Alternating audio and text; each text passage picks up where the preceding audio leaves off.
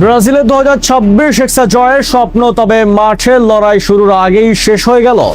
যে দলটিকে বিশ্বজুড়ে কোটি কোটি মানুষ ফুটবল ইতিহাসের সব থেকে সফল দল হিসাবে চেনে, সেই 5 বারের বিশ্ব চ্যাম্পিয়নদের নিয়ে এক বুক কাঁপানো বার্তা দিলেন খোদ তাদের mastermind coach Carlo Ancelotti.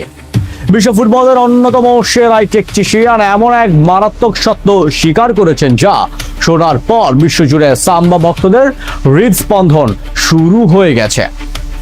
Ancelotti স্পষ্ট করে দিয়েছেন, কোনো প্রতিপক্ষ দল নয়, বরং মাত্র একটি বিধ্বংসী কারণে এবারও বিশ্বকাপ হাতছাড়া হতে পারে ব্রাজিলের। যেখানে সমর্থকরা অধীর আগ্রহে অপেক্ষা করছেন 24 বছরের খরা কাটানোর, সেখানে মাঠের লড়াইয়ে নামার আগেই কোচের এই নতি স্বীকার কেন? এটি কি কোনো মনস্তাত্ত্বিক চাল, নাকি সেলেসাও ড্রেসিং রুমের কোনো গোপন অন্ধকারের গল্প? আজ আমরা ব্যবচ্ছেদ করব কার্লো আনচেলত্তির সেই বিস্ফোরক সাক্ষাৎকার এবং উন্মোচন করব ব্রাজিলের হেক্সা মিশনের সব থেকে বড় অন্তরায় নেপথ্য কাহিনী, যেটা নিজের মুখেই স্বীকার করেছে কোচ আনচেলত্তি। ভিডিওটি শেষ পর্যন্ত দেখুন, কারণ আজকের এই বিশ্লেষণ কোটি ব্রাজিল ভক্তের চোখ খুলে দেবে। 2002 সালের পর থেকে দীর্ঘ 24 বছর পর ধরে বিশ্বকাপের সোনালী ট্রফিটা কেবলই দূর থেকে দেখছে ব্রাজিল। মেক্সিকো, কানাডা আর আমেরিকার মাটিতে এবার কি ঘুচবে সেই আক্ষেপ? রিও ডি জেনেরিওতে ব্রাজিল ফুটবল ফেডারেশনের সদর দপ্তরে বসে এই প্রশ্নের এক ভিন্ন ও রহস্যময় ব্যাখ্যা দিয়েছেন ইতালিয়ান কোচ কার্লো আনচেলত্তি। তার মতে ব্রাজিলের সব থেকে বড় শত্রু মাঠের প্রতিপক্ষ দলগুলো নয়, ব্রাজিলের হেক্সা জয়ের পথে একমাত্র এবং সব থেকে বড় বাধা হলো তাদের নিজেদের ভেতরের অতিরিক্ত মানসিক চাপ। এই এক অদৃশ্য পাহাড়ের চাপে পিষ্ট হয়ে খেলোয়াড়রা তাদের স্বাভাবিক পারফরমেন্স হারিয়ে ফেলছে।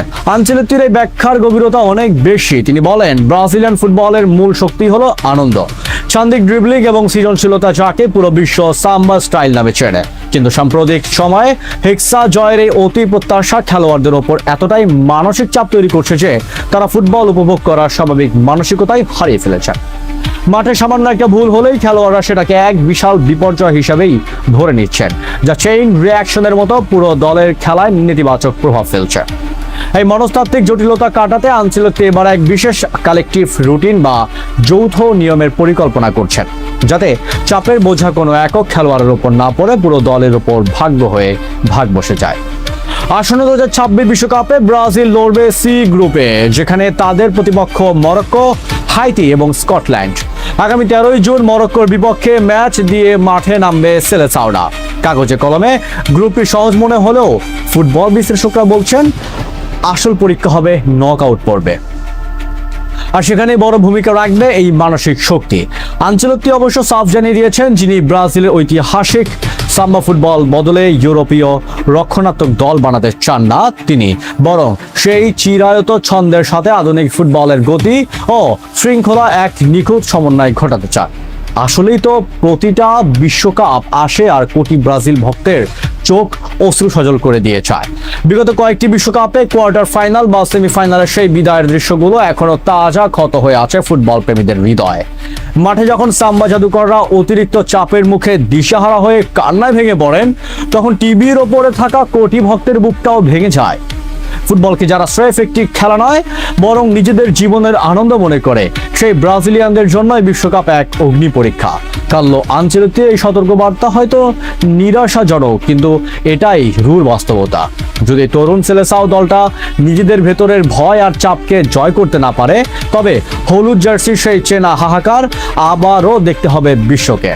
আমরা চাই না সেই কান্নার পুনরাবৃত্তি হোক, আমরা চাই চাপের দেয়াল ভেঙে সাম্বার ছন্দে মেতে উঠুক পুরো বিশ্ব। বন্ধুরা, আপনাদের কি মনে হয়, কার্লো আনচেলত্তির এই মানসিক চাপের তত্ত্ব কি আসলেও সত্য? এই একটি কারণেই কি ব্রাজিল আবারও ট্রফি ছোঁয়া থেকে বঞ্চিত হবে, নাকি আনচেলত্তির ছকে চাপমুক্ত হয়ে এবার ধরা দেবে কাঙ্ক্ষিত সেই হেক্সা? কমেন্টে আপনার শক্তিশালী মতামত জানান। ভিডিওটি ভালো লাগলে লাইক ও শেয়ার করুন। সেলেসাওদের বিশ্বকাপ অভিযানের প্রতিটি রোমাঞ্চকর খবরের আপডেট পেতে আমাদের সাথেই থাকুন।